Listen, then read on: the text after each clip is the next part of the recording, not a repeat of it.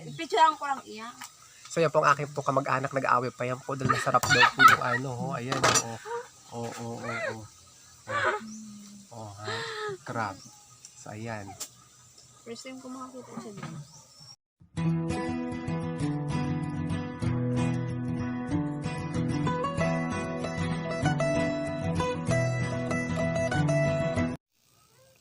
Magandang umaga po sa inyong lahat. Kung may nakita po kayo doon, halika, samahan ako ninyo. Kaya subscribe nyo na po ang aking YouTube channel, Sandara Ron po. Ayan, kung napapansin ninyo, ano ba yan? Walaan ninyo.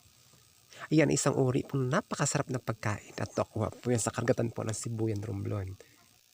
At ito po ay napakasarap talaga at saka pamihira mo lamang ito makita dahil nasa ilalim ito ng karagatan.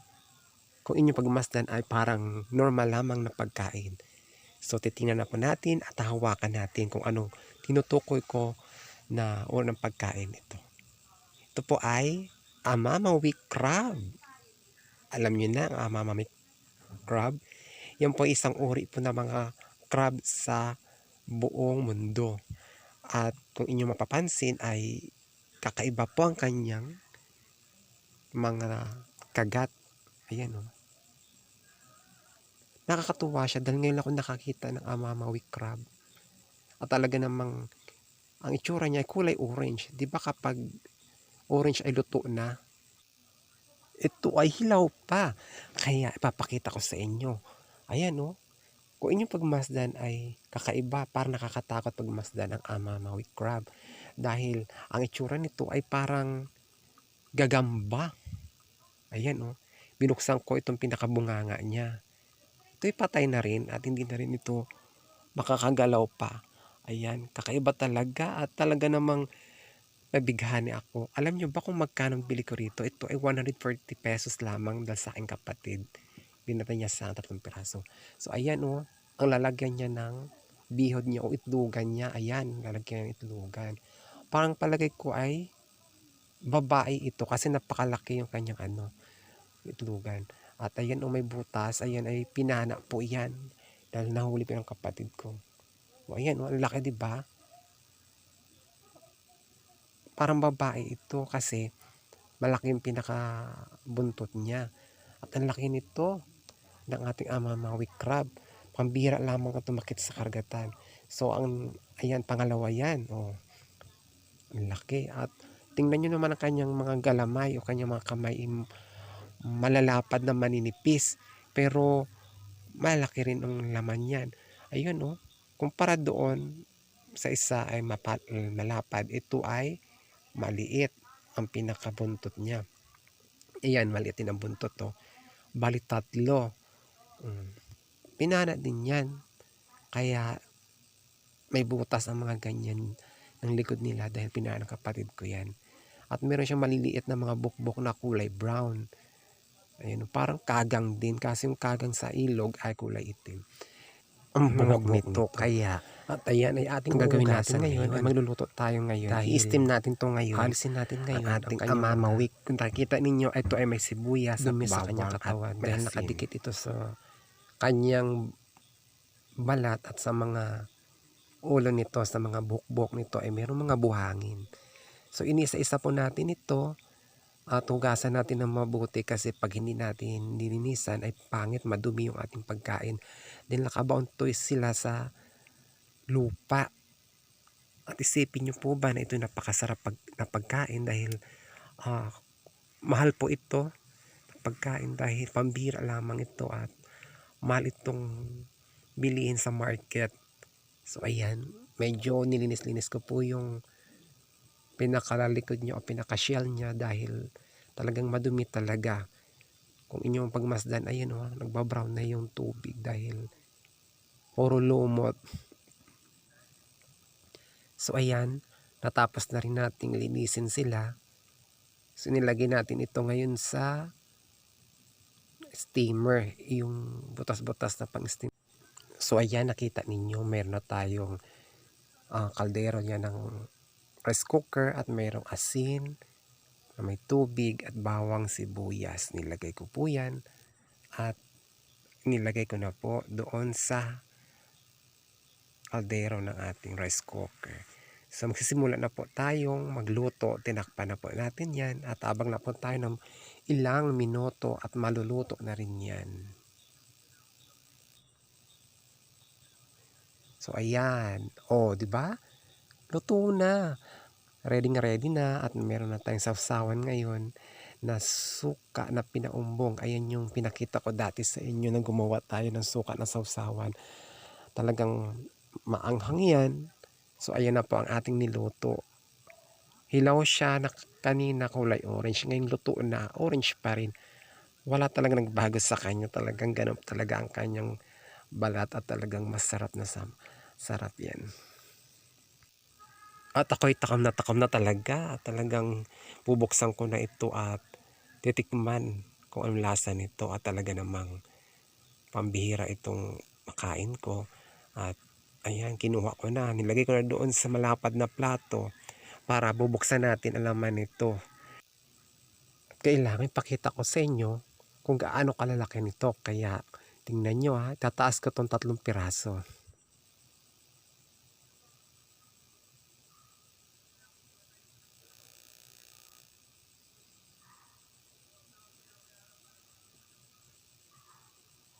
O di ba?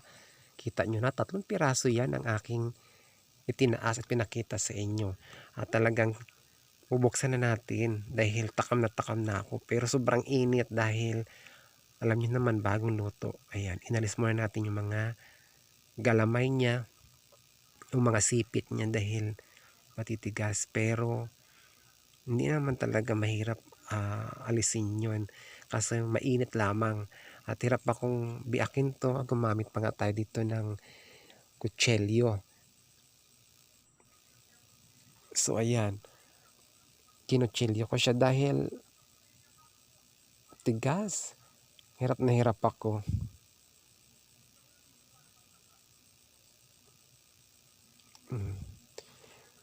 Binuksan ko to ng mega. Ayan. O diba nakita nyo na? Talagang puting-puti ang laman at yummy. Inalis ko pa rin tong isa. Ayan. Ganun din. Bibiyakin natin kasi natakot ako Parang masusugatan pa ako. Pero hindi naman siguro ako nasugatan dahil iniwas ko lang na ako'y magkaroon ng slice sa kamay. Makapal kasi ito ang kanyang shell. Yan, hulog pa nga yung aking ginawa kanina. Dahil hirap na hirap ako sa pag-biak. Ayan pa. Bibiakin ko rin sana yan. Ayan, ginawa ko na lang Talagang tinaga ko na lang. Diba? Kasi. Nakakatakot. Biakin ko dahil baka ako'y sugatan talaga. Ako'y takam na at gusto ko talagang makain ito. Kaso mag-ingat po tayo sa mga may high blood dyan dahil bawal po ito sa matataas po ang dugo. At ingat dyan sa may mga allergy sa mga ganitong pagkain. Kaya ano pang hinihintay nyo? Gusto na natin kainin ito lahat. Kaya let's go!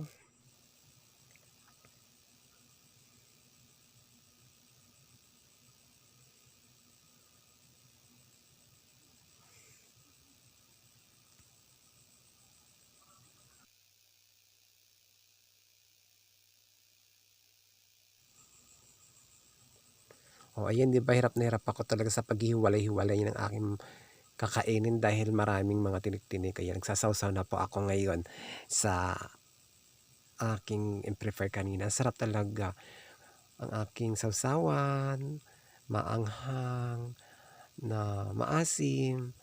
Ang sarap-sarap, promise. Hindi ka magsisa pagkain mo, kaso lang bawal naman tayong kumain ng marami kasi syempre naman hindi natin alam, baka magka-high blood tayo kahit wala tayong sakit na high blood. Yun nga lang medyo maingay pa tayo, nagsasalita pa tayo dahil meron pa tayong kausap sa gilid dahil gustong kumain din. Pinagbigyan ko na rin sila. So kumakain din po ako kasama rin nila, wala lang alam po sa video. So ayan, natatakam kayo 'di ba? Ingat-ingat lang sa pagkain dahil delikado yung mga shell, baka malunok at matalim talaga nito. At mahirap alisin yung laman doon sa shell, kaya ano pang hinihintay nyo? Manood na lang po kayo ng aking video. At kain po tayo, tuloy-tuloy lamang kain. 'Di ba? Ang sarap-sarap. Medyo mahirap lamang kumain dahil kailangan ng mag-ingat dito dahil hindi ito kagaya ng isda na pagkuha mo doon sa kanyang katawan ay talagang kuha mo na kagad ng laman. Dito dandahanin mo talaga alisin yung laman dahil kung hindi mo ito dandahanin ay masusugatan po tayo. Talagang iba yung ingat lamang sa pagkain dahil ang tinik nito ay grabe, hindi masyadong madaling mabali. Nagkakamay tayo dahil hindi man pwede magkutsara o magtinidor, talagang paraan. So marami pong kasama dyan, nasa gilid-gilid lang po yan sila at nakaabang po yan, nabibigyan ko sila ng makakain. Hindi ko po sila sinama sa aking video dahil nagsasalita ako sila, kinakausap ako habang kumakain. Pasensya na po kayo ha, dahil alam nyo naman po si Sandara ay madaldal. At sana manuwaan nyo. At please lang naman, tulungan ninyo ako. Dahil tutulungan ko naman kayo pag ako na-monetize na at makasahod. Sana pagbigyan nyo naman ako dahil hindi ako nagbibiro sa sinasabi ko, tutuparin ko rin ito. Kaya bang tulungan naman tayo. O yan, no, pinapakita ko sa inyo kung paano talaga mamuhay ng simpleng pamumuhay. At kumakain tayo ng masarap na pagkain.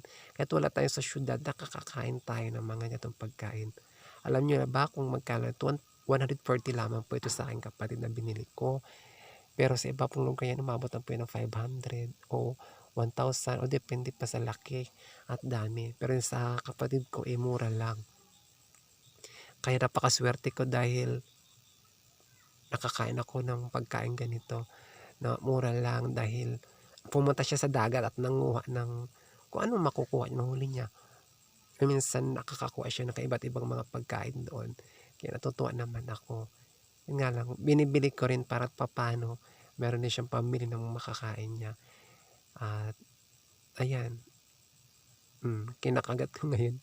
Pero ang hirap talaga, promise. Hindi ka naman masyado ito mabubusog, pero maalis lang yung ano mo, taka mo sa ganitong pagkain dahil pambira lamang ito. O, diba? May kausap talaga ako, yung aking hipag at aking pamangkin.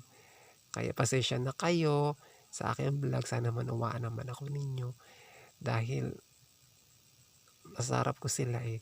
Ayan oh. Kain lang tayo ng kain. Hayaan na natin yan sila. At talaga naman ako takam na. At hirap din kasing magsalita, marami pong maiingay, kaya po ako nag voice over lang. Pasensya na talaga kayo. Sana manuwaan ako ninyo dahil gusto ko yung ako lang ang nagsasalita. Kasi kung sila pa marinig ninyo. Ay nakita nyo, pinamimigay ko yung mga galamay. Kasi maraming humingi sa akin. Alalak rin kasi ng mga galamay po ng Mamawi crab na ito. Talaga namang hindi ka manghina sa pagbili mo. Kaso marami pong nakatingin sa akin, pinagbibigyan ko na rin sila. Inaya naman ako, tumitingin sila sa akin, tapos ako kumakain. So, kinalabasan nga lang nun, kakaunti lang nakain ko.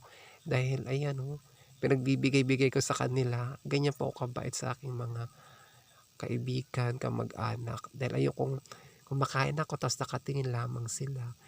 Parang pinapanod lang ako nila. Ayoko naman. Gusto kong matikma rin nila. Kaya sa susunod, abangan nyo muli kung makakuha yung kapatid ko ng ganito Mama Week.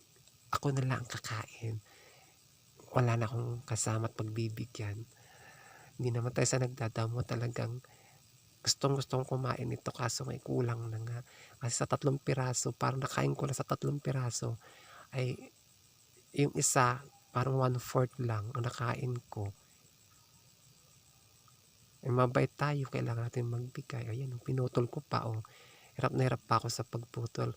Kaya kung bago ka pa lang sa akin channel, ay huwag mong kalimutang i-like, i-share, and subscribe all. And hit all notification bell para lagi kang update sa bagong video. Kaya tulungan naman ako ninyo, please, please, aking mga kababayan, aking mga kapwa vlogger. Magtulungan naman tayo para naman sa ekonomiya natin. Kaya ayan, namimigay pa rin talaga ako dahil ayan, binigay ko may dumating na bago, kakainin ko na sana yun. Kaya ang nangyari, ang nakain ko na lang ay maliit na lamang. Kaya napakabait ni Sandara, 'di ba? Kita niyo naman lagi sa vlog ko namimigay ako ng aking pagkain dahil 'pag hindi ko 'to binigay sa kanila, ta's nakita kong kumakain, para akong naawa sa kanila at siyempre nakakaya naman na baka sabihin nila, eh, iniinggit ko lang, pero wala naman silang sinasabi. Ako lamang yung nagsasalita ng gano'n para sa sarili ko. Eh, siyempre tayong nakakaisip, tayo ang mabigay. Kakunti lamang ang laman, oh, tingnan mo binuksan ko yung sa may likod niya kakunti lamang. Hindi naman talaga as in malaking-malaki. Ayun lang nakain ko, kaliit-liit lang. Sayang naman, wala na. Grabe 'no? Akala ko naman napakadaming laman. Kung bibili ka ng ganito kamahal, lugi ka talaga kasi kaliit-liit lamang. Pero ito ay pantanggal lamang ito sa ano mo, sa takam mo. Dahil siyempre alam mo naman, tayong mga tao ay minsan lang makakain ng ganitong pagkain. Kaya sa susunod ay abangan naman kayo kung ano naman ating ihanda na pagkain. Dahil alam mo naman si Sandara, paiba-iba ang ating mga content araw-araw. Kaya huwag kayong mananatili sa ibang mga studio manood. At isingit naman ako ninyo sa inyong mga schedule para at papaano ay maging mataas pa ang ating rating po. At sana ay lagi niyong panoorin. Huwag niyong fast forward po ang aking video. Please lang, panoorin niyo po hanggang siya matapos dahil syempre naman ay para ma-monetize natin ng tuluyan. Kaya pasensya na kayo ha. Sana maunawaan ninyo ako dahil mag-uumpisa pa lang tayo sa ating buhay. Umpisa pa lang tayo bilang isang vlogger at hindi pa talaga tayo kumikita dito. Kaya sana tulungan ako ninyo para kumita naman ako. Ang iba sinusuportahan nyo nga, dapat suportahan din ninyo ako. Pantay-pantay, para papaano ay makatulong kayo sa akin at matulungan ko rin kayo. Para kahit papaano ay hindi naman kayo mahiyang humingi sa akin kung may naitulong kayo. Kaya huwag niyo kong kakalimutan palaging isingit sa inyong panonood ha. Aking mga kababayan, kaibigan, kamag-anak, kapatid. Kaya maraming salamat po sa inyong panood ng aking vlog. And God bless.